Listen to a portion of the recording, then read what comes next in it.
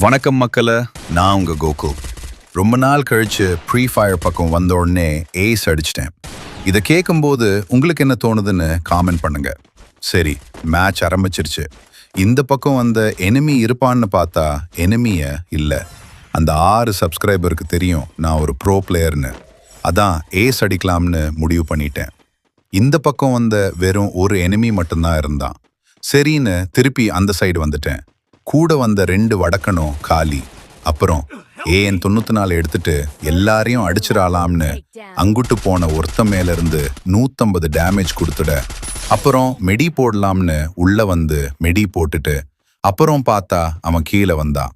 சரி, மேல அனுப்பலாம்னு முடிவு பண்ணி போன இன்னொரு எனிமி அவனுக்கு உடனே ஹெட்ஷாட் அடிச்சிட்டேன்.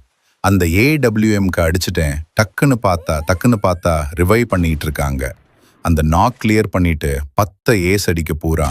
அந்த வடக்கன் கிட்ட சொன்ன பாய் ஏஸ் வெயிட் அ மினிட். அவனுக்கு அது புரிச்சிச்சு. அவன் சும்மா இருந்தான். ஏர் டிராப்க்கு பின்னாடி இருந்த எனிமிக்கும் ஹெட் அவ்வளவுதான். நம்ம கம்பேக் கொடுத்துட்டோம் குமார்.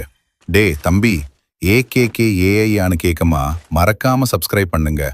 இல்லானா அது நான் சொல்ல முடியாது. தப்பு செய்க, தரமான செய்க.